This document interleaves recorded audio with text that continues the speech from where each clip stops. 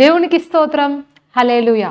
క్రీస్తునందున్న ప్రియులందరికీ Lord's house church Punjab తరపున మా ప్రేమపూర్వక శుభాభివందనాలు. మరొక్కసారి ఇది మీ అద్భుత సమయము అనే లైవ్ కార్యక్రమానికి మిమ్మల్ని అందరినీ ప్రేమపూర్వకంగా ఆహ్వానిస్తున్నామండి. మీరందరూ బాగున్నారని, దేవుని కృపలో ఆశీర్వదించబడుతున్నారని, మరి అనుదినము ఈ వాక్యముల ద్వారా మీరు బలపరచబడుతున్నారు, దీవించబడుతున్నారని మరి నేను ఆశిస్తున్నాను. మా ప్రార్థనలలో కూడా మరి మేము జ్ఞాపకం చేసుకుంటున్నాం మిమ్మల్ని. మీరు పంపిస్తున్నటువంటి ప్రేయర్ రిక్వెస్ట్లు అన్నీ కూడా మరి ఎప్పటికప్పుడు మేము పరిశీలిస్తున్నాం, వాటి కొరకు ప్రార్థిస్తున్నాము. మరి మీ యొక్క ప్రేజ్ రిపోర్ట్స్ కూడా ఉంటే తప్పకుండా అవి కూడా పంపించండి. మీరు ఏ విధంగా అయినా బలపడుతుంటే మీకు ప్రభు మీ జీవితంలో ఏదైనా మరి ఈ వాక్యము ద్వారా విన్నప్పుడు మీరు అభిషేకించబడిన, మీరు ఆశీర్వదించబడిన ఆ సాక్ష్యములు కూడా దయచేసి మాకు తెలియచేయండి, పంచుకోనండి. తద్వారా అవి మాకెంతగానో ప్రోత్సాహాన్ని ఇస్తాయి. అలాగే మరి అనేకులకు మరి అది ఒక ఇన్స్పిరేషన్గా కూడా ఉంటుంది. కాబట్టి సాక్ష్యములు కూడా ఉంటే తప్పకుండా తెలియచేయవలసిందిగా మిమ్మల్ని అందరినీ ప్రేమపూర్వకంగా కోరుచున్నాను. హల్లెలూయా. మరి ఈరోజు టైటిల్ మీరు చూశారు కదండి, వాక్యము ఎలా ధ్యానించుకోవాలి అనే విషయము తెలుసుకునే ముందుగా అసలు వాక్యం ఎలా చదువుకోవాలి, వాక్యం యొక్క ప్రాముఖ్యత ఏంటనే విషయాలు మనం ఒక్కసారి దీని గురించి డిస్కస్ చేద్దామండి. ఆదియందు వాక్యం ఉండెను, వాక్యము దేవుని వద్ద ఉండెను, ఆ వాక్యమే దేవుడై ఉండెను. మరలా చెప్తున్నాను, ఆదియందు వాక్యం ఉండెను, వాక్యము దేవుడై ఉండెను, ఆ వాక్యం దేవుని వద్ద ఉండెను, ఆ వాక్యమే దేవుడై ఉండెను, ఆ వాక్యమే దేవుడై ఉండెను, ఆ వాక్యమే దేవుడై ఉండెను. హల్లెలూయా. నేను ఎందుకు అన్నిసార్లు మరలా రిపీట్ చేస్తున్నానంటే అది మీ హృదయంలోకి వెళ్ళిపోవాలని నేను రిపీట్ చేస్తున్నానండి. ఆ వాక్యమే దేవుడై ఉండెను, ఆ వాక్యమే దేవుడై ఉండెను, దేవుడే వాక్యమై ఉండెను, వాక్యమే దేవుడై ఉండెను. అంటే వాక్యము అనేది దేవునిది. దేవుడు వాక్యము, వాక్యము దేవుడు, ఈ రెండింటిని మనము వేరు చేయలేము.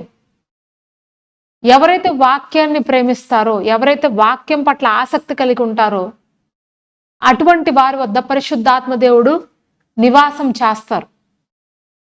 వాక్యాన్ని ప్రేమించే వాళ్ళని దేవుడు ప్రేమిస్తారు. మరి ఈ రోజుల్లో వాక్యము చదవండి అని అంటే చాలా మందికి బోర్గా ఫీల్ అవుతారు. వాక్యమా, ఏం చదువుతాంలేండి అన్నట్లుగా మరి చాలామంది ఈ రోజుల్లో బోర్గా ఫీల్ అవుతారు వాక్యం అంటే. మరి ఒక దైవజనులు చెప్తారు, బైబిల్ అనేది దేవుడు మనకు రాసినటువంటి ప్రేమ లేఖ అంటండి.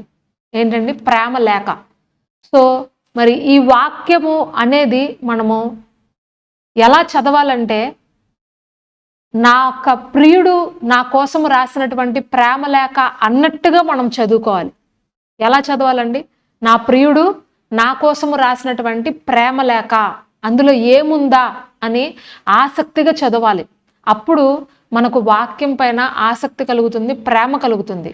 హల్లెలూయా. మరి ఈరోజు వాక్యం చదవమంటే చాలామంది హడావిడిగా చదివేస్తారు. ఏదో మరి బైబిల్ బుక్ ఇట్లా తీయంగానే వారికి కంటికి ఏ చాప్టర్ కనబడితే ఆ చాప్టర్ చదివేసుకుంటారు. మరి ఎక్కడ అవకాశం ఉంటే అక్కడ తీసి బైబిల్ చదివేస్తారు. దానివల్ల వచ్చే నష్టాలు ఏంటో తెలుసా అండి? మీకు మొట్టమొదటిగా బైబిల్ అర్థమే కాదు. రెండవదిగా ఏంటంటే మీకు మరి రాజుల చరిత్ర తెలియదు.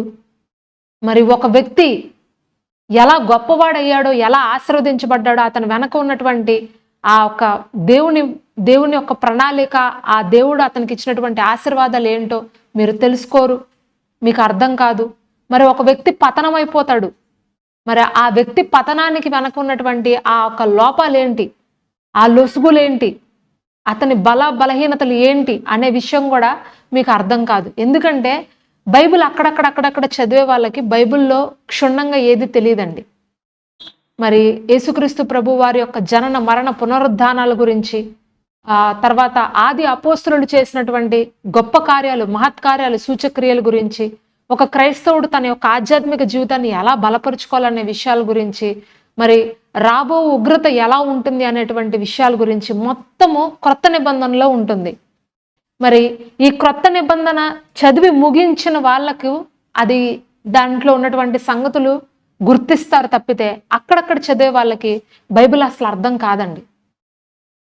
కాబట్టి ప్రియమైన సోదరి సోదరులారా, బైబిల్ అనేది చాలా జాగ్రత్తగా, చాలా మరి ఒక ఆసక్తిపూర్వకంగా ఈరోజు నా ప్రభువు నాతో ఏం మాట్లాడతాడు, నేను ఏం నేర్చుకోవాలి దీని ద్వారా అని ఆసక్తితో చదవాలండి. చాలా ఇంట్రెస్ట్గా చదవాలి.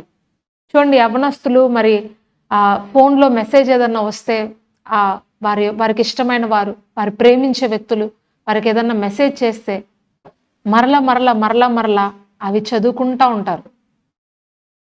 అవి చదువుకుని మరి ఎంతసేపు అయినా సరే అవి చదువుకుంటూనే ఉంటారు, వాటి గురించి ఆలోచిస్తూనే ఉంటారు. మరి అంత ప్రేమ, అంతకన్నా ఎక్కువ ఆసక్తి మనం బైబిల్ చదివేటప్పుడు పెట్టుకోవాలి. ఇక్కడ ఒక మాట రాయబడి ఉంది, కీర్తనల గ్రంథము 119వ అధ్యాయము 105వ వచనం అండి. ఒక్కసారి నేను చదువుతున్నాను, జాగ్రత్తగా వినండి. కీర్తనల గ్రంథం 119వ అధ్యాయము 105వ వచనం. నీ వాక్యము నా పాదములకు దీపమును, నా త్రోవకు వెలుగునై ఉన్నది. హల్లెలూయా. నీ వాక్యము నా పాదములకు దీపము, నా త్రోవకు వెలుగునై ఉన్నది. చూడండి, వాక్యము అనేది మనకు దీపం లాంటిదంట. ఉదాహరణకు ఒక గది అంత చీకటితో నిండిపోయినప్పుడు ఆ చీకటి గదిలో మీరు ఒక చిన్న దీపాన్ని తీసుకెళ్ళి మీరు అక్కడ పెడితే కనుక ఆ ఒక గదిలో, చీకటి గదిలో, ఆ గదిలో చీకటి మొత్తం వెళ్ళిపోతుంది. మరి ఆ గది మొత్తం వెలుగుతో నింపబడిపోతుంది. హల్లెలూయా. ఆ చీకటిని హరించేది ఏంటంటే వెలుగు. ఆ వెలుగు యొక్క కాంతిలో చీకటి మొత్తము కూడా హరించివేయబడుతుంది. ఆ గదిలో ఏమేమి ఉన్నాయో క్షుణ్ణంగా కనబడతాయి. మన హృదయము కూడా ఒక దేవుని ఆలయం అండి. దీనిని మనము వెలుగుతో నింపుకోవాలి. దేవుడు వాక్యము అనేటువంటి వెలుగుతో మనం నింపుకోవాలి. ఎప్పుడైతే దేవుడు వాక్యం అనేటువంటి ఆ దీపాన్ని మనము మన హృదయంలో వెలిగించుకుంటామో, మన అంతరంగాన్ని మనము వెలిగించుకుంటామో, అప్పుడు మనము నడిచే ప్రతి నడత కూడా శుద్ధంగా కనబడుతుంది. మనము ఎటు వెళ్తున్నాము, ఏం చేస్తున్నాము అనే ఆ వాక్యపు వెలుగులో మన యొక్క ప్రతి నడతను కూడా మనము పరిశుద్ధపరుచుకుంటాం, పవిత్రపరుచుకుంటాం. హల్లెలూయా. మన త్రోవలకు ఇది ఒక వెలుగుగా ఉందంట, ఒక దీపము వలె ఉందంట. చాలామంది మరి నిర్ణయాలు తీసుకునేటప్పుడు వారు వ్యక్తిగతంగా కొన్నిసార్లు మరి వాక్యములో ఉన్నటువంటి శక్తి తెలియక, వాక్యం పైన ఆధారపడడం తెలియక తొందరపాటు నిర్ణయాలు తీసుకొని దారి తప్పిపోతూ ఉంటారు. అయితే ఎవరికైతే వాక్యం మీద ఆధారపడతారో, వాక్యంలో ఉన్నటువంటి ఆ ప్రత్యక్షతలు మర్మాలు పొందుకుంటారో, వారు దేవుని యొక్క నిర్ణయాలను మరి కొరకు ఎదురు చూస్తారు, దానిపైన కనిపెడతారు. కాబట్టి మరి దేవుని వాక్యాన్ని ప్రేమించినప్పుడు మన నడతలు అనేవి శుద్ధీకరించబడతాయి. మన నడతలు, మన త్రోవలు అనేవి శుద్ధీకరించబడతాయి. మనం తీసుకునే నిర్ణయాలు దైవ చిత్తానుసారమైనటువంటి నిర్ణయాలు మనం తీసుకుంటాం. కాబట్టే వాక్యాన్ని మనము ఇష్టపడాలి, వాక్యాన్ని మనము చదువుకోవాలి. హల్లెలూయా. నేను మీకు ఒక చిన్న స్టోరీ చెప్తానండి. అదేంటంటే, యూదులకు వారి యొక్క వివాహ సంబంధాలు చూస్తున్నప్పుడు మరి ఆ ఒక పెళ్లి కుమారుడు పెళ్లి కుమార్తె మాట్లాడుకుంటున్నప్పుడు వాళ్ళకు ఒక ఆచారం ఉందండి.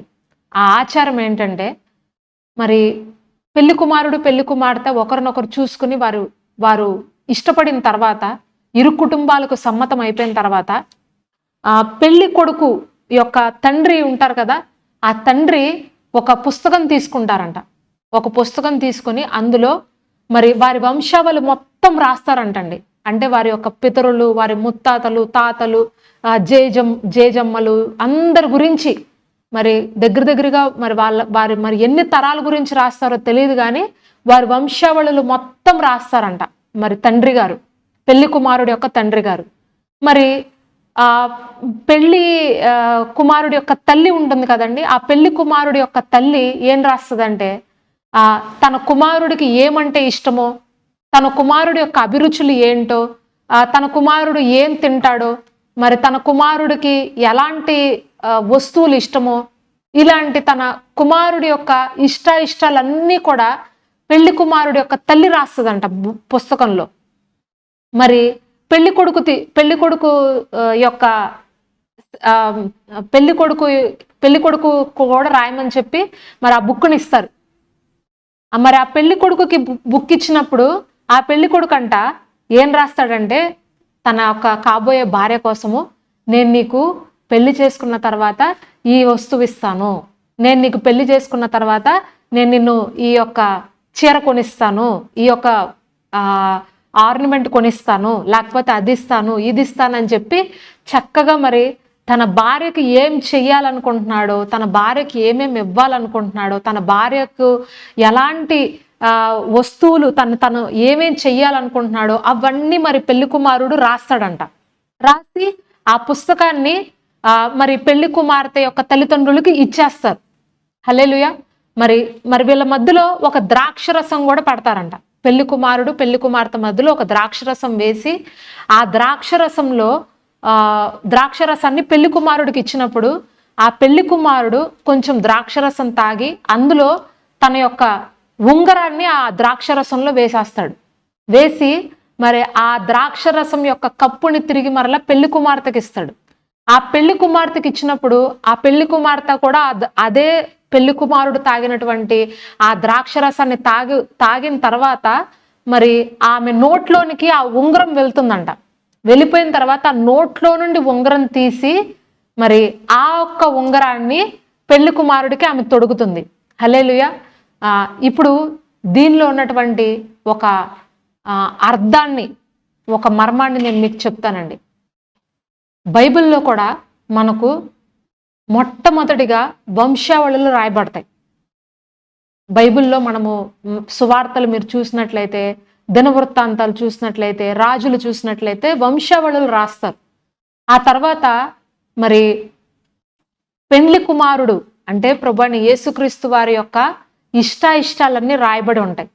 ఆ తర్వాత మరి ఇంకొన్ని రాయబడతాయి. అవేంటంటే వాగ్దానాలు, ప్రామిసెస్. దేవుడు మనకు ఏమి ఇవ్వాలనుకుంటున్నారు, ఏం చెయ్యాలనుకుంటున్నారు అవన్నీ మరి వాగ్దానాలు ఉంటాయి. అయితే ఈ పెళ్లి కుమార్తె అంట ఎప్పుడైతే పెళ్లి కొడుకు ఇచ్చేసినటువంటి ఆ బుక్ ఉంటుందో ఆ పెళ్లి కుమారుడు యొక్క కుటుంబం అంతా ఇంటి నుంచి వెళ్ళిపోయిన తర్వాత వంశావళులు చదవదంట. పెళ్లి కుమారుడు యొక్క ఇష్టాలు చదవదంట. ఏం చదువుద్దంటే ఆ పెళ్లి కుమారుడు, ఆ కాబోయే భర్త ఏది ఇవ్వాలి అని అనుకుంటున్నాడో, ఆమెకు ఏం చేయాలనుకుంటున్నాడో అవి మాత్రమే చదువుతుందంట పెళ్లి కుమార్తె. అర్థమవుతుందండి? ఏది చెయ్యాలనుకుంటున్నారో పెళ్లి కొడుకు అదే చదువుతుందంట. కానీ వంశావళులు వదిలేస్తుందంట, ఇష్టాలు వదిలేస్తుందంట, ఎలా ఉండకూడదు అది అన్నీ వదిలేస్తుందంట. కేవలం తన కోసం రాసినటువంటి విషయాలు మాత్రమే చదువుకుంటుందంట. అవే ఇష్టమంట తనకు. హల్లెలూయా. మరి బైబిల్ కూడా చాలా మంది ఈ రోజుల్లో ఓన్లీ ప్రామిసెస్ మాత్రమే చదువుకుంటారు. వాగ్దానాలు ఎక్కడెక్కడ ఉన్నాయా, వాగ్దానాలు ఏమేం చేశాడా ప్రభు, నాకు ఏమి ఇస్తా అన్నాడా అని అవి మాత్రమే చదువుతారు చాలా మంది. కానీ ప్రభు యొక్క ఇష్టాలు ఏంటి, ఆ వంశావళులు ఏంటి, ఏం చెప్తున్నాడు ప్రభు, నన్ను ఎలా ఉండమంటున్నాడు, అవన్నీ మనం చదువుకోము. ఇది మనకు పెండ్లి కుమారుడు త్వరలో మన దగ్గరికి రాబోతున్నాడు కాబట్టి ఈ యొక్క పుస్తకము, ఈ యొక్క బైబిల్ ఏదైతే ఉందో అది మన కొరకు ఇచ్చినటువంటి ప్రేమ లేఖ. ఇప్పుడు అర్థమైందండి ప్రేమ లేఖ అని ఎందుకు అన్నారు? మనము ఆ కాబోయే భర్తను, ఆ పెండ్లి కుమారుడు, ఆ రాకుమారుడు అతి త్వరలో రాబోతున్నటువంటి మన ప్రభువైన యేసుక్రీస్తు వారిని వివాహం చేసుకొనుటకు మనము సిద్ధపడి ఉన్నటువంటి పెండ్లి కుమార్తె యొక్క వధువు సంఘము మనము. మరి ఆయన కోసము మనము ఆయన వచ్చే వరకు ఈ బైబిల్ అనేది చదువుతూనే ఉండాలి. నువ్వు ఎక్కడా కూడా ఈ యొక్క బైబిల్లో ఒక్క లైన్ కూడా మీరు మిస్ అవ్వకూడదు, ఒక్క అధ్యాయం కూడా మీరు మిస్ అవ్వకూడదు. ఇది నాకు కాదులే, ఈ వంశావళులు ఎవరు చదువుతారులే, ఇది ఎందుకు చదవాలే అని మనం ఏది కూడా నిర్లక్ష్య పెట్టకూడదు. మనము తండ్రి అయిన దేవునితో, కుమారుడితో మనకు నిబంధన చేయబడింది. ఆ ద్రాక్షరసం అనేది దేవుని యొక్క, క్రీస్తు యొక్క రక్తానికి గుర్తు. ఆయన మనల్ని రక్తం పెట్టి ఆయన కొన్నారు కాబట్టి మనము నిబంధన జనులం. ఇప్పుడు మనము దాసులం కాదు, దాసురాండ్రం కాదు, మనము నిబంధన జనులం. కాబట్టి మనము విలువ పెట్టి కొనబడిన వారం కాబట్టి రాబోచున్నటువంటి ఆ పెండ్లి కుమారుడు కొరకు మనము ఎదురు చూస్తూ ఆయన ఇచ్చినటువంటి ఈ ప్రేమ లేఖను ప్రతిరోజు ప్రతి క్షణము చదువుతూ ఉండాలి. అందుకనే యెహోషువతో తండ్రి అయిన దేవుడు ఒక మాట చెప్తారు, యెహోషువ నువ్వు ఈ ధర్మశాస్త్ర గ్రంథాన్ని బోధించడము తప్పిపోకూడదు, దీన్ని నువ్వు పఠించు, దీన్ని నువ్వు ధ్యానించు అని చెప్తారు. దివారాత్రాలు దీన్ని నువ్వు ధ్యానించు. మరి ఇంకొక ట్రాన్స్లేషన్లో దాని గురించి రాయబడి ఉంటుంది, దీన్ని నువ్వు చదువు అని వ్రాయబడి ఉంటుంది, దీన్ని నువ్వు ధ్యానించు అని వ్రాయబడి ఉంటుంది. కాబట్టి మనము దీన్ని దివారాత్రాలు చదవాలి. ఈ వాక్యాన్ని ఎక్కడ ఏ ఒక్క బుక్ కూడా ఇది అవసరం లేదు, ఇది నాకు కాదు అనేది లేదండి. ఈ పరిశుద్ధ గ్రంథంలో ప్రతి పుస్తకము, ప్రతి అధ్యాయము, ప్రతి మాట అవి ఏదో ఒక అర్థాన్ని, ఏదో ఒక విలువైన సందేశాన్ని మనకి ఇస్తున్నాయి తప్పితే ఇది నాకు సంబంధం లేదు అనటానికి ఏది లేదండి. కాబట్టి ప్రభు ఇచ్చినటువంటి ఈ ప్రేమ లేఖను మనము చాలా జాగ్రత్తగా చదవాలి ప్రేమణ సోదరి సోదరులారా. అయితే ఇప్పుడు దీన్ని ఎలా చదవాలి అనేటువంటి విషయాలు నేను చెప్తాను. వాక్యాన్ని మనము ఎక్కడ పడితే అక్కడ చదవకూడదండి, ఎలా పడితే అలా చదవకూడదు. దీనికి ఒక పద్ధతి ఉంది, ఒక క్రమం ఉంది. ఉదాహరణకు మీరు ఉదయం లేచిన వెంటనే మరి బైబిల్ చదవడము ఎంతమందికి అలవాటు ఉంది? ఉదయం లేచిన వెంటనే బైబిల్ చదవటము, ఉదయం లేచిన వెంటనే బైబిల్ చదవటం అనేది ఇది మ్యాండేటరీ అండి. ఇంక దీనికి వేరే సబ్స్టిట్యూట్ అనేది లేదు. మీ దినచర్య ప్రారంభించేటప్పుడు మీరు బైబిల్తో ప్రారంభించినట్లయితే, దేవుడు వాక్యంతో ప్రారంభించినట్లయితే మీరు దినమంతా ఆశీర్వదించబడతారు, దినమంతా మీరు దీవించబడతారు. హల్లెలూయా.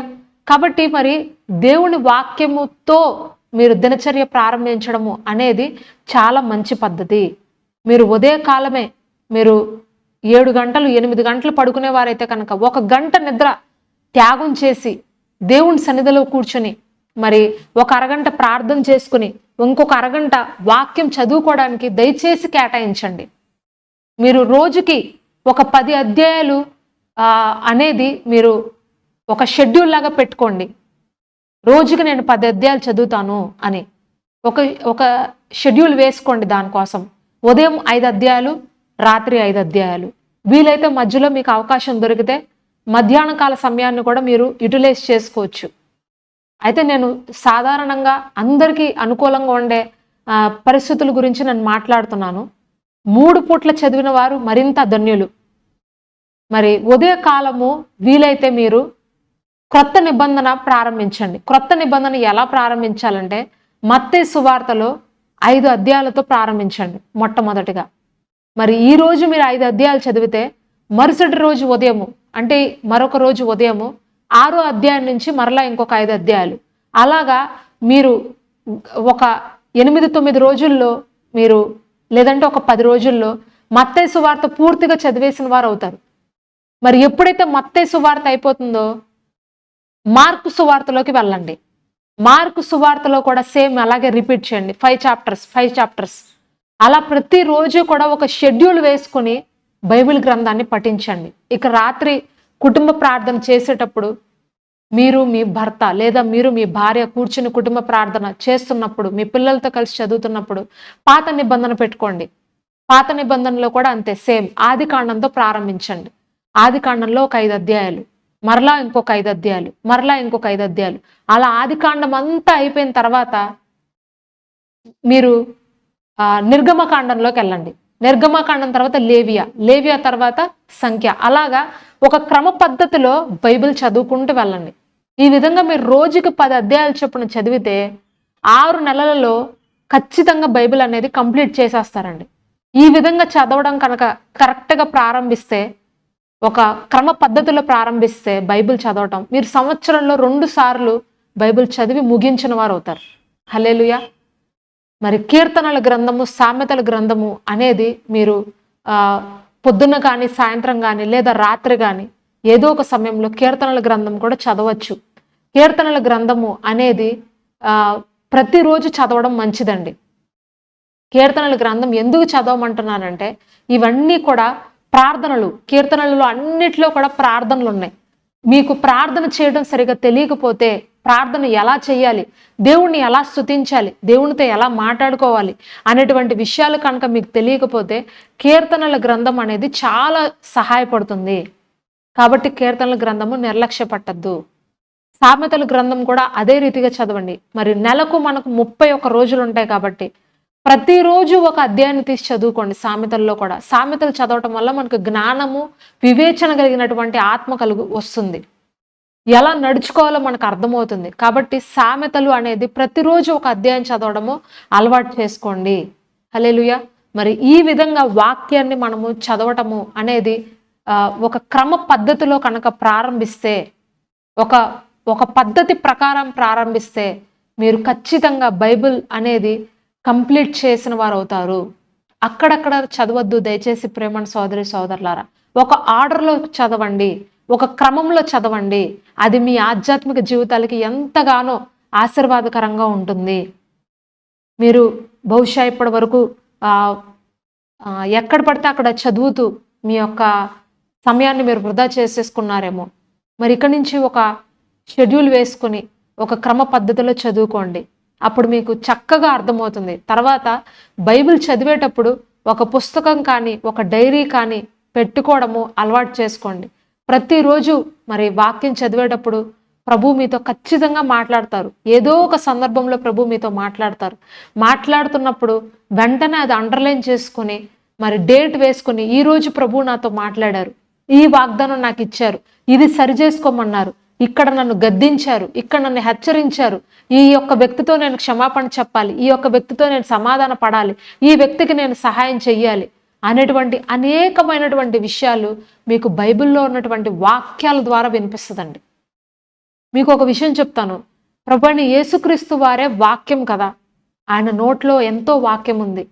కానీ మీరు సువార్తలు 4 సువార్తలు కనుక చూసినట్లయితే ప్రభువైన యేసుక్రీస్తు వారు కూడా తరచుగా సమాజ మందిరానికి వెళ్ళేవారు.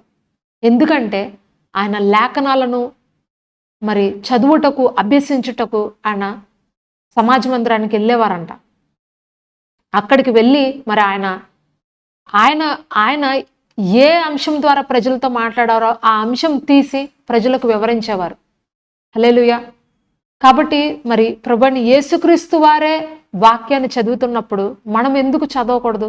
ఆయన 12 సంవత్సరాల వయసు ఉన్నప్పుడే యాజకులు పరిసయ్యుల దగ్గర కూర్చొని లేఖనాలను మరి చూపిస్తూ వాళ్ళని అనేక ప్రశ్నలు అడిగారంట. మరి ఆయన చిన్నప్పటి నుండే కూడా వాక్యము చదవటము, దాన్ని ధ్యానించడము, ధర్మశాస్త్ర గ్రంథాన్ని తెలుసుకోవడం అనేది యేసుక్రీస్తు వారి యొక్క అలవాటుగా అయిపోయింది చిన్నప్పటి నుండి కూడా. మరి ఆయన చిన్న వయసు నుంచి కూడా తండ్రి యొక్క మాటలను ధ్యానించుటకు, పరిశీలించుటకు, పరిశోధించుటకు ఆయన ఇష్టపడ్డారు, ఆయన ఆసక్తి కలిగి ఉన్నారు. కాబట్టి మరి వాక్యాన్ని చదవడము అనేది చాలా ప్రాముఖ్యమైనటువంటి విషయం. ఇప్పుడు మీకు అర్థమైందని నేను నమ్ముచున్నానండి. వాక్యం ఎలా చదువుకోవాలి, ఎప్పుడెప్పుడు చదువుకోవాలి అనేటువంటి విషయం మీకు అర్థమైందని నమ్ముతున్నాను. మరి ఇప్పుడు వాక్యం ఎలా ధ్యానించాలి అనేటువంటి ఆ విషయాలను కూడా మనం ధ్యానించుకుందాము. వాక్యము ధ్యానించాలి అని అంటే ఇక్కడ కీర్తనల గ్రంథము 104వ అధ్యాయము 34వ వచనం ఒకసారి చూద్దాము. కీర్తనల గ్రంథం 104వ అధ్యాయము 34వ వచనం. ఆయనను గురించిన నా ధ్యానము ఆయనకు ఇంపుగా ఉండునుగాక, నేను యెహోవా యందు సంతోషించెదను. ఆయనను గురించిన నా ధ్యానము ఆయనకు ఇంపుగా ఉండునుగాక. చూడండి, మనము చేసే ధ్యానం వల్ల దేవునికి ఇష్టం కలుగుతుందంట. మరి దేవుని యందు మనము సంతోషించగలుగుతాము. హల్లెలూయా. ఆయనను గురించి మనము ధ్యానిస్తున్నప్పుడు అది ఆయనకు ఇష్టంగా ఉంటుందంట. కీర్తనల గ్రంథం 104వ అధ్యాయము 34వ వచనంలో ఆయనను గురించినటువంటి నా ధ్యానము ఆయనకు ఇంపుగా ఉండునుగాక, నేను యెహోవా యందు సంతోషించెదను. నేను యెహోవా యందు సంతోషించెదను. హల్లెలూయా. చూడండి, మరలా అదే రీతిగా కీర్తనల గ్రంథం 119వ అధ్యాయము, కీర్తనల గ్రంథం 119వ అధ్యాయము 48వ వచనం. నాకు ప్రియముగానున్న నీ ఆజ్ఞల తట్టు నా చేతులు ఎత్తెదను, నీ కట్టడలను నేను ధ్యానించదను. చూడండి, మరలా ఇదే కీర్తనల గ్రంథం 119వ అధ్యాయంలో కీర్తనకారుడు చెప్తున్నటువంటి మాటలు. ఆయన ఎంతగా ధ్యానిస్తున్నాడో, దేవుని వాక్యాన్ని ధ్యానించట్లో ఆయనకి ఎంత ఆసక్తి ఉందో మరి ఆయన ఇక్కడ రాస్తున్నారు. నాకు ప్రియముగా ఉన్న నీ ఆజ్ఞల తట్టు నా చేతులు ఎత్తెదను, నీ కట్టడలను నేను ధ్యానించుదును. ఆ మాటలు మీరు వీలైతే అండర్లైన్ చేసుకోండి. ఆయన ఏం ధ్యానిస్తున్నారంటే అండి, దేవుని కట్టడలను ఆయన ధ్యానిస్తున్నారంట. దేవుని యొక్క వాక్యాన్ని, ఆయన ఆజ్ఞలను ఆయన ఆసక్తి చూపిస్తున్నారు, వాటిని ప్రేమిస్తున్నారు కీర్తనకారుడు అయినటువంటి దావీదు భక్తుడు. హల్లెలూయా. కాబట్టి ధ్యానము, ధ్యానించడము, మెడిటేట్ చేయడము అంటే కొన్ని విషయాలు నేను మీకు ఇప్పుడు చెప్తానండి. ధ్యానము అంటే చాలా సమయము ఒక దాని గురించి ఆలోచించడము లేదా నెమరు వేయడము అని అంటారండి. ఏంటంటే ధ్యానించడము అంటే చాలా సమయము ఒక దాని గురించి ఆలోచించడము, నెమరు వేయడము, దాని గురించినటువంటి ఆలోచన మనకు కలగడం, దీన్ని ధ్యానించడము అంటారు.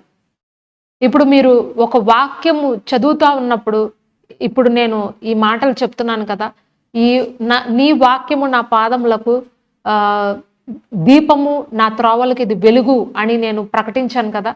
ఆ మాట మీకు చదువుతున్నప్పుడు మరి అక్కడ ప్రభు ఏదో మీతో చెప్పాలని అనుకుంటున్నట్లుగా మీకు అనిపిస్తుంది ఆ వాక్యం చదువుతున్నప్పుడు. మరి అక్కడ నుంచి మీరు వెనక్కి వెళ్ళిపోకూడదండి, ఇంకా ముందుకు వెళ్ళిపోకూడదు. మీరు ఏదైతే చదువుతున్నారో అక్కడ మీకు ఏదో సంథింగ్ ప్రభు ఏదైనా చెప్పాలి అనే ప్రేరేపణ మీకు కలుగుతుంటే అక్కడ ఆగండి, కాసేపు అక్కడ ఆగండి. ఆగి దాని గురించి మీరు ఆలోచించండి, దానిని మీరు నెమరు వేయండి, దాని గురించి మీరు మెడిటేట్ చేయండి. దీన్ని ధ్యానము అంటారు. అదే రీతిగా మీరు ఏదైతే వాక్యం చదువుతున్నారో ఆ వాక్యాన్ని మీలో మీరే మాట్లాడుకోండి. దేవుని వాక్యము నా పాదములకు దీపము, దేవుని వాక్యము నా త్రోవలకు వెలుగు, నా త్రోవలకు ఇది వెలుగుగా ఉంటుందంట, నా యొక్క పాదాలకు ఇది దీపంగా ఉంటుందంట అని మీలో మీరే ఆ వాక్యాన్ని గురించి మాట్లాడుకోవడం స్టార్ట్ చేయాలి. అర్థమవుతుందండి? దీనిని ఇది ఒక టైప్ ఆఫ్ మెడిటేషన్ అన్నమాట. వాక్యాన్ని గురించి మీలో మీరే మాట్లాడుకోవడం, మీకు మీరే దాని గురించినటువంటి వివరణ ఇచ్చుకోవడం, ఇది ఒక మెడిటేషన్, ఇది ఒక టైప్ ఆఫ్ మెడిటేషన్. ఇంకొకటి, ఏదైతే వాక్యము మీరు చదువుతున్నారో ఆ వాక్యము మీతో మాట్లాడుతున్నారు అని మీకు అర్థమవుతుందో ఆ వాక్యాన్ని మీరు నోటితో విశ్వాసముతో ఎత్తి ఆ వాక్యాన్ని పదే పదే పదే పదే మీరు ఆ వాక్యాన్ని ఒక 10 సార్లైనా చెప్పండి. యెహోవా నా కాపరి, నాకు లేమి కలగదు. యెహోవా నా కాపరి, నాకు లేమి కలగదు. యెహోవా నా కాపరి, నాకు లేమి కలగదు. యెహోవా నా కాపరి, నాకు లేమి కలగదు. యెహోవా నా కాపరి, నాకు లేమి కలగదు. ఇలాగా డిఫరెంట్ టైప్స్లో మీరు ఆ వాక్యాన్ని పదే పదే పదే పదే మీరు చెప్పండి. అలా చెప్తూ ఉన్నప్పుడు, ఆ విధంగా ప్రకటిస్తూ ఉన్నప్పుడు మీకు తెలియకుండానే ఒక దేవుని శక్తి మీ మాటల్లో నుండి బయటికి రిలీజ్ అవుతుందండి. హల్లెలూయా. దేవుని నామానికే మహిమ కలుగును గాక. ఎప్పుడైతే మీరు ఆ వాక్యాన్ని పదే పదే ప్రకటించడం స్టార్ట్ చేస్తారో, పదే పదే చెప్పడం స్టార్ట్ చేస్తారో, అక్కడ మీకు ఒక ప్రత్యక్షత అనేది రిలీజ్ అవుతుంది, ఒక మర్మం అనేది తెలుస్తుంది. ఆ వాక్యంలో నుండి ప్రభు మీతో ఏం మాట్లాడుతున్నారో. యెహోవా నా కాపరి అని దావీదు అన్నాడు. తర్వాత అలా పలకగా ఏమవుతుందంటే కొంతసేపటికి యెహోవా నా కాపరి, నా దేవుడు అని మీకు మీరు ప్రకటించుకోవడం స్టార్ట్ చేస్తారు. అర్థమవుతుందండి? దావీదుకు కాపరి అన్నాడు, కానీ ఇప్పుడు మీరేం చెప్పుకుంటారంటే దీపికాకు యెహోవా కాపరి, దీపికాకు ఏ లేమీ లేదు, ఆయన నాకు తోడు, ఆయన దీపికాకు తోడుగా ఉండడం వల్ల దీపికాకు ఏ లేమీ లేదు అని నేను చెప్పుకుంటాను ఇక ఆ తర్వాత నుంచి. అర్థమవుతుందండి? మీరు ఆ విధంగా ఎప్పుడైతే వాక్యాన్ని పదే పదే చెప్పుకుంటూ ఉంటారో మాట్లాడుతూ ఉంటారో అప్పుడు దేవుని శక్తి అనేది రిలీజ్ అవుతుంది. మీకు ఒక ఫైనాన్షియల్గా మీకు ఒక ఆశీర్వాదం కావాలి, మీరు ఆర్థికంగా మీరు ఆశీర్వదించబడాలి అని కోరుకుంటున్నారు. సడన్గా మీరు ఒక వాక్యం చదువుతున్నప్పుడు ఆ వాక్యం ద్వారా ఆర్థికపరమైనటువంటి ఆశీర్వాదము ఉంది అని మీకు తెలుస్తుంది కదా, ప్రభువు మీతో మాట్లాడతారు కదా. అప్పుడు మీరు ఏం చేయాలంటే ఆ వాక్యాన్ని గురించి మీరు నోటితో చెప్పుకొని విశ్వాసంతో దాన్ని ప్రకటించి దాన్ని డిక్లేర్ చేయాలి. అర్థమవుతుందండి? దాన్ని మీరు డిక్లేర్ చేయాలి. ఫైనాన్షియల్గా మీకు ఏదైనా బ్లెస్సింగ్ కావాలి అని అంటే కనుక మరి ఫిలిప్పీలకు రాసిన పత్రికలో 4వ అధ్యాయంలో రాయబడి ఉంటుంది, క్రీస్తేసు మహిమైశ్వర్యంలో మీ ప్రతి అవసరము ఆయన తీర్చును గాక అని ఆ మాట చెప్పినప్పుడు క్రీస్తేసు మహిమైశ్వర్యంలో ప్రభువు నా యొక్క ప్రతి అవసరాలు తీరుస్తున్నారు.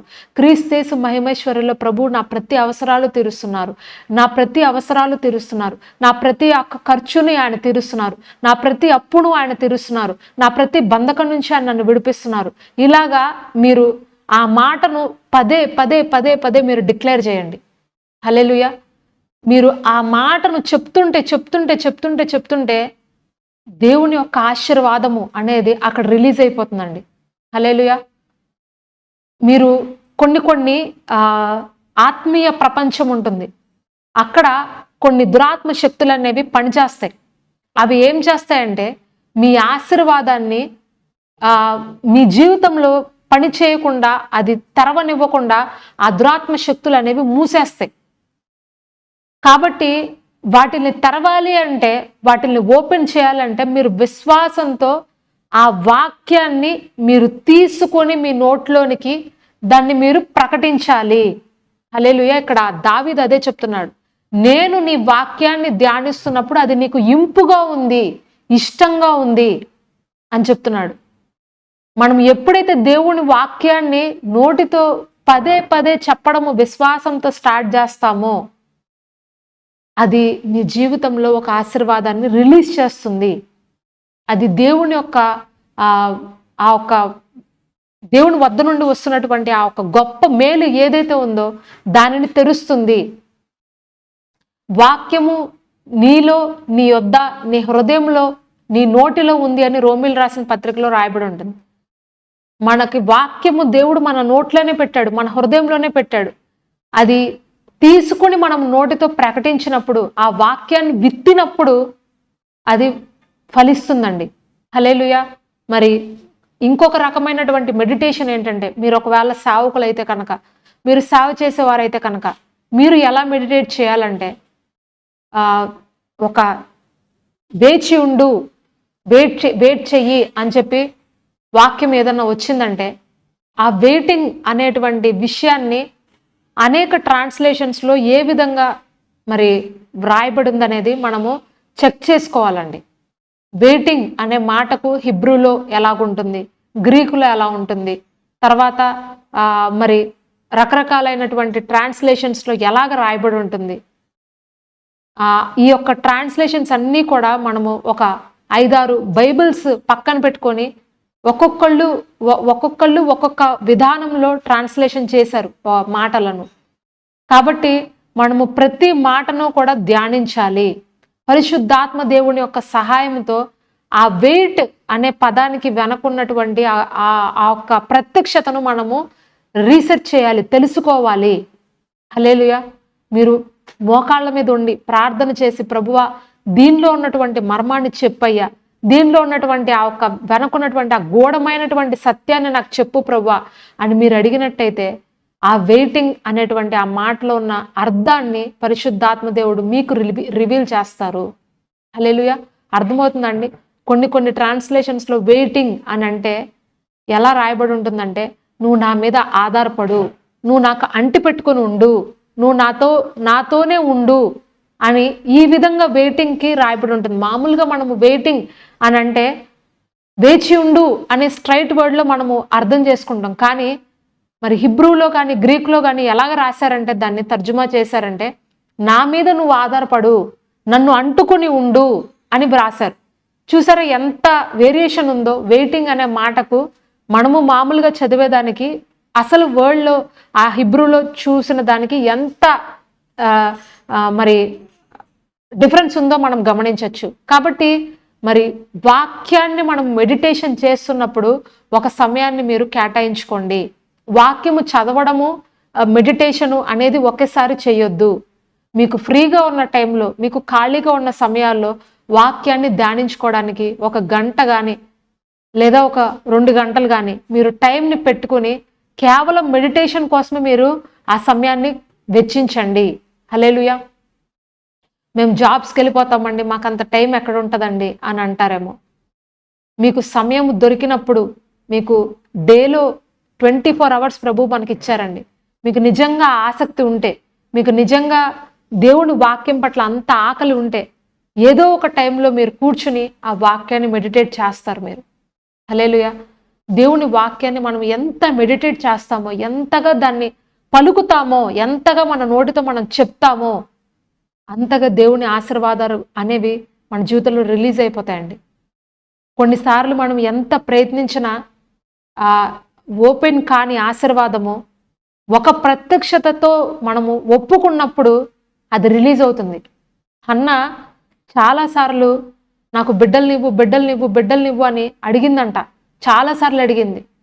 మనము ఇక్కడ వాక్యాల సమూయేలు గ్రంథంలో చూసినప్పుడు తను ఆ మందిరానికి, సమాజ మందిరానికి వచ్చి ఆ మందిరంలో అడిగిందనే మనకు తెలుసు. కానీ తను వెనకాల ఎన్నోసార్లు అడిగే ఉంటుంది ఖచ్చితంగా. కానీ ఎన్నిసార్లు అడిగినా ఆమె గర్భం తెరవబడలేదు. ఆమె ఒక మాట చెప్పింది మందిరానికి వచ్చి, ఇంకా ఫైనల్గా ఆమెకు అర్థమైంది ఆమె గర్భాన్ని కొన్ని ఈవిల్ స్పిరిట్స్ మూసేసినాయి అని ఆమెకు అర్థమైంది.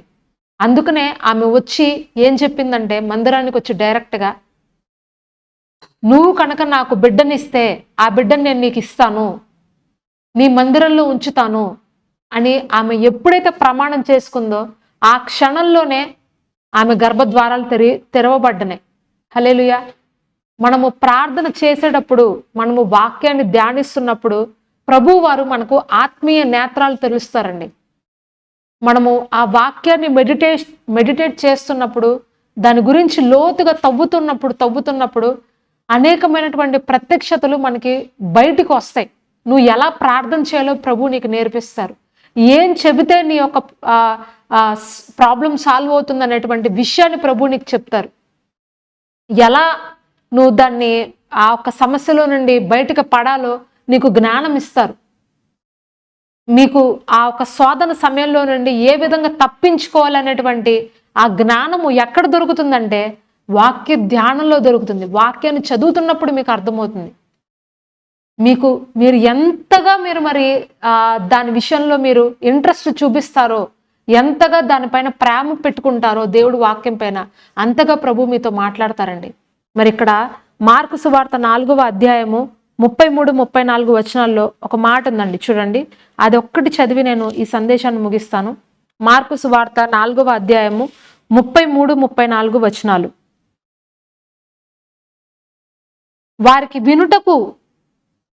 వారికి వినుటకు శక్తి కలిగిన కొలది ఇలాంటి అనేకమైన ఉపమానములను చెప్పి ఆయన వారికి వాక్యాన్ని బోధించను. ఉపమానము లేక వారికి బోధింపలేదు గాని ఒంటరిగా ఉన్నప్పుడు తన శిష్యులకు అన్నింటినీ విశదపరచెను. హల్లెలూయా. వినుటకు శక్తి కలిగిన కొలది అనే మాటను మీరు అండర్లైన్ చేసుకోండి. అదే రీతిగా ఆ వాక్యాన్ని బోధించారు అనే మాటను కూడా అండర్లైన్ చేసుకోండి.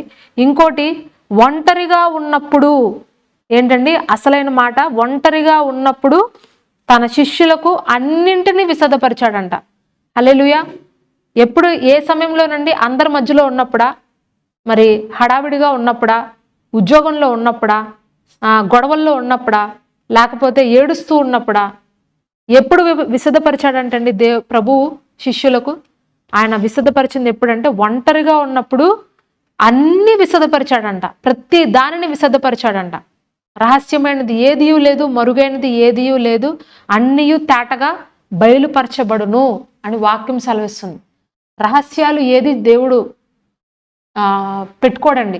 మరుగైనది ఏది కూడా లేదు. ప్రతి దానిని కూడా ప్రభువు పరిశుద్ధాత్మ దేవుని యొక్క సహాయాన్ని మీరు కోరుకుంటే, అడిగితే, నేను వింటాను ప్రభువా, నాకు తెలుసుకోవాలని ఉంది ప్రభువా అని కనుక మీరు అడగడం స్టార్ట్ చేస్తే, మీరు మెడిటేట్ చేస్తే, మీ యొక్క శక్తి కొలది మీరు ఎంత వింటారో, మీరు ఎంతగా దాన్ని గ్రాప్ చేస్తారో అంతగా ప్రభు మీకు ఇస్తూనే ఉంటారు. ఒకటి తర్వాత ఒకటి తవ్విన కొద్దీ ఎలాగ బావిలో నీళ్లు పోతాయో, మీరు ఈ బైబిల్ని తవ్విన కొద్దీ, మెడిటేట్ చేసే కొద్దీ ఇంకో కొత్త వాక్యం అలా వస్తూనే ఉంటుంది మీ జీవితంలో.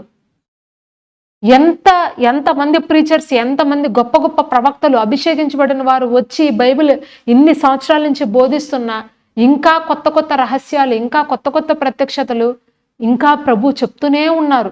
ఇది ఒక మహాసముద్రం లాంటిదండి. ఎంత చెప్పినా ఇంకా కొత్త రహస్యం, ఇంకా కొత్త జ్ఞానము, ఇంకో కొత్త ప్రత్యక్షత ప్రభు చెప్తారు. నీకు శక్తి ఉండాలి, నీకు వినే ఆసక్తి నీకు ఉండాలి. దుప్పి నీటి వాగుల కొరకు పరిగెత్తినట్టు నా ప్రాణము నీ కొరకు తృష్ణగొనుచున్నది అంటున్నాడు దావీదు. దుప్పి అలాగా ఆ నీటి వాగులు ఎక్కడో ఉంటే ఆ నీడ పడి, ఆ నీడ దానికి కనబడుతుంది అంతే. అది నిజంగా నీరు కాదు, జస్ట్ ఆ నీడ అంతే. ఆ నీడ కోసం అది పరిగెట్టుకుంటూ వెళ్తుందంట, నీళ్లున్నాయేమోనని. అలాగా మన ప్రాణం అంట దేవుని వాక్యం కోసం తృష్ణగొని ఉండాలంట, ఆకలిగొని ఉండాలంట. ప్రభు నాతో ఏం చెప్తారు అని ఎప్పుడు ఏం చెప్తారా అనేటువంటి ఆశతో కూర్చున్న వాళ్ళకి దేవుడు చెప్తాడండి. మరి సాధారణంగా మన లేడీస్కి సీక్రెట్స్ తెలుసుకోవాలంటే చాలా ఇష్టంగా ఉంటుంది. వీళ్ళింట్లో ఏం జరిగింది, వాళ్ళ ఇంట్లో ఏం జరిగింది, అక్కడేం జరిగింది, ఇక్కడే ఆరా అంటారు కదా, ఆరాలు ఎక్కువగా ఉంటాయి స్త్రీలకి. చూడండి, మనము నిజంగా ఇది ఒక గిఫ్ట్ అనే చెప్పాలి స్త్రీలకు.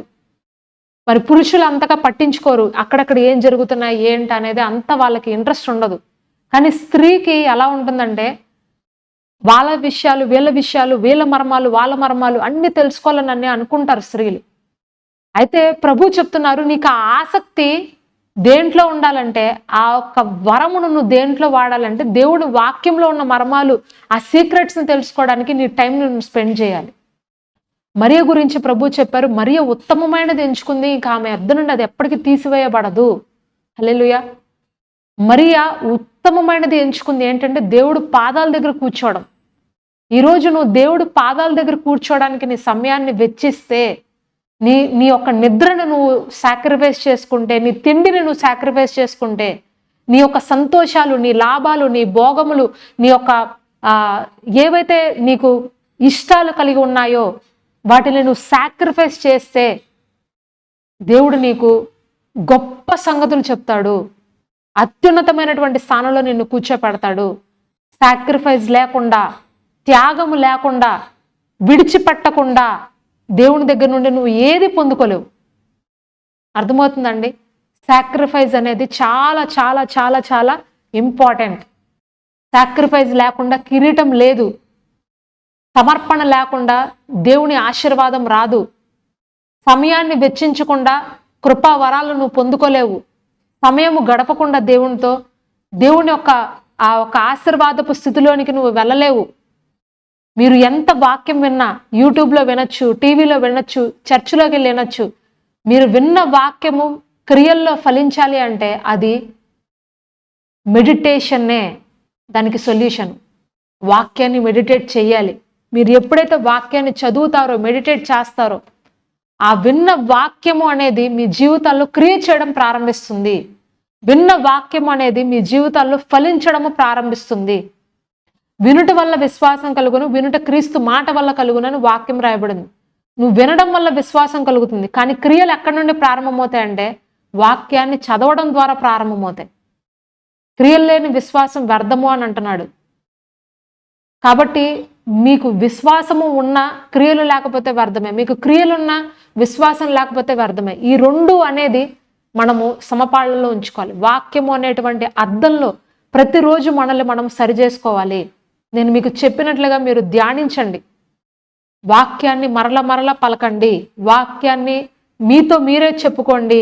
మీరు అన్య భాషలు మాట్లాడుతున్న వారైతే కనుక ఆ టంగ్స్ గిఫ్ట్ అనేది మీకు కనుక ఉంటే వాక్యాన్ని 10 సార్లు చదివి ఆ టంగ్స్లో మీరు ప్రేయర్ చేయండి, దాన్ని డిక్లేర్ చేయండి అన్య భాషలతో మాట్లాడుతూ. అప్పుడు వెంటనే ఆ యొక్క ఆశీర్వాదం ఏదైతే ఉంటుందో అది దేవుడు తెరుస్తారు, పరిశుద్ధాత్మ దేవుడు దాన్ని ఓపెన్ చేస్తారు మీ ఎదురుకుండా. ప్రభు తాళం చెవులు మనకే ఇచ్చారు. దాన్ని ప్రార్థన అనే తాళం చెవుల ద్వారా మనము ఓపెన్ చేస్తున్నప్పుడే ప్రతిదీ రివీల్ చేయబడుతుంది, ప్రతిదీ మనకి విశదపరచబడుతుంది. హల్లెలూయా. కాబట్టి ప్రియమైన సోదరి సోదరులారా, మరి నేను చెప్పినట్లుగా ఈ ధ్యానములను మీరు ధ్యానించండి. వాగ్దానాలు ఏమైనా ఉన్నాయా, నేనేమన్నా సరి చేసుకోవాల్సింది ఉందా, నేనేమన్నా ఇక్కడ ఆజ్ఞలు ఇందులో ఏమైనా ఉన్నాయా, నేను ఏదైనా తెలుసుకోవాల్సినటువంటి సత్యం ఏదన్నా ఉందా అనేటువంటి విషయాలన్నీ కూడా మీరు మెడిటేషన్ ద్వారా తెలుసుకోవచ్చు. ఇలాగా ఒక డైరీ మెయింటైన్ చేయండి. ఇప్పుడు ఇక్కడ ఒక డైరీ నేను పెట్టుకున్నాను చూడండి. మరి ఇలాంటి డైరీ లేదా ఒక చిన్న బుక్ మీరు పెట్టుకొని, ఒక పెన్ను పెట్టుకొని ప్రతిరోజు రాసుకోవడము అనేది అలవాటు చేసుకోండి. ప్రతిరోజు రాయడం అలవాటు చేసుకోండి. ఎంతగా మీరు రాస్తారో, ఎంతగా మీరు దేవుడు వాక్యాన్ని చదువుతారో అంతగా అది మీ హృదయంలో నీరు కట్టి ఫలింపచేయడం అనేది ప్రారంభిస్తుంది. ఇస్సాకు మరి కూర్చుని ధ్యానిస్తున్నాడండి, వాక్యాన్ని ధ్యానిస్తున్నాడంట. దేవుని యొక్క గొప్పతనము, దేవుని యొక్క పరిశుద్ధత, దేవుని యొక్క ఆ యొక్క ఘనమైనటువంటి కార్యాలను గురించి ఆయన ధ్యానిస్తున్నప్పుడు రెబకా వచ్చింది. ఆయన వివాహం చేసుకోవడానికి రెబ్కా వచ్చింది. తన యొక్క కష్టము నుంచి, ఆయన బాధ నుండి, ఆయన నిరుత్సాహం నుండి రెబ్కా ద్వారా ఆయన విడుదల పొందాడు. మీరు ఎప్పుడైతే వాక్యాన్ని ధ్యానిస్తారో, దేవుని ముఖ కాంతి మీ పైన ఎప్పుడైతే పడుతుందో, మీ జీవితంలో ఆ నిరుత్సాహం అనేది వెళ్ళిపోతుంది, ఆ శ్రమ అనేది వెళ్ళిపోతుంది, ఆ కష్టం అనేది వెళ్ళిపోతుంది. ఇస్సాకు దేవుని వాక్యాన్ని ధ్యానించడం వల్ల, దేవుని గొప్పతనాన్ని ధ్యానించడం వల్ల తన జీవితంలో నిరుత్సాహాన్ని దేవుడు తీసేశాడు, తన శ్రమ దినాలను దేవుడు తొలగించాడు. కాబట్టి ధ్యానించడము, వాక్యాన్ని నెమరు వేయడము అనేది ఈ రోజు నుంచే మీరు అలవాటు చేసుకోండి. ఒకవేళ మీకు అలవాటు లేకపోతే మరి ఈ రోజే తీర్మానం చేసుకుని ప్రభుతో, ప్రభు ఇక్కడి నుంచి నేను వాక్యాన్ని చదువుతాను, ధ్యానిస్తాను, ప్రార్థిస్తాను, చదువుతాను, ధ్యానిస్తాను, ప్రార్థిస్తాను. మరి ఈ 3 విషయాలు మీ జీవితంలో మీరు ఒప్పుకొని మరి ఈ సమయంలో తీర్మానం చేసుకున్నట్లయితే ఖచ్చితంగా పరిశుద్ధాత్మ దేవుడు మీకు చదువుటకు, ధ్యానించుటకు, ప్రార్థించుటకు సహాయం చేస్తారు.